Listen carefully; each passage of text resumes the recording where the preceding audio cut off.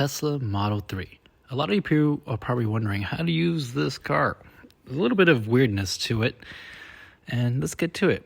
So when you first approach the car, it'll automatically unlock, but you can slide the key right here, and it'll unlock the car.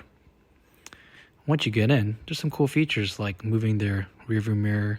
This is a blind spot mirror that you can move around to different spots.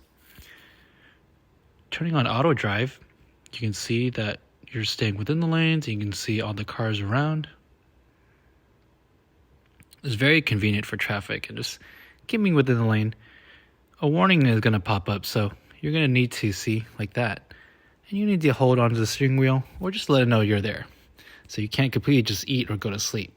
So gripping onto the wheel will let you know you're still paying attention and watching the road. Now to start charging your car, all you do is get out, grab it from the Tesla Supercharger, push the button, it automatically opens, plug it in, and you're good to go. It just starts charging. And that's how it works at a Tesla Supercharger.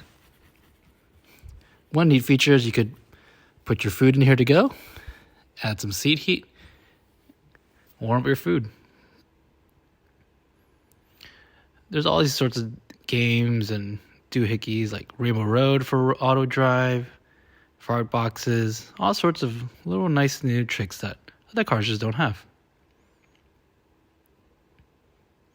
Here's another view of that blind spot camera. It's very useful and very handy to see.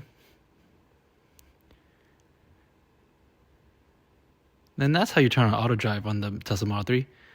Double tap that forward towards your toe twice, and there it goes. Robot mode is initiated.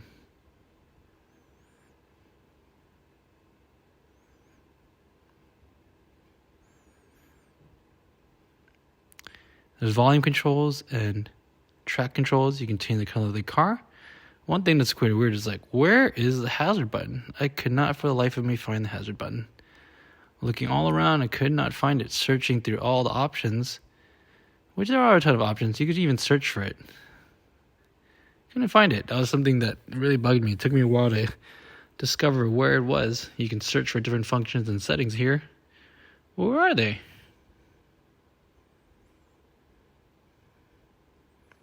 Anyway, you can spin around the car, do some pretty neat things with here.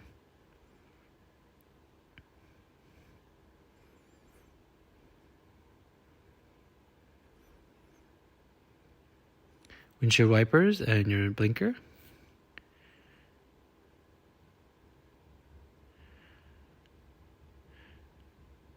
Overall, I'm not too big of a fan of just having the screen in the center. It takes some time to get used to look to the right to view it. In the end, the volume control was on the very top with my rearview mirror that I forgot to record. Definitely play around with the settings before you play with this. Have a good one.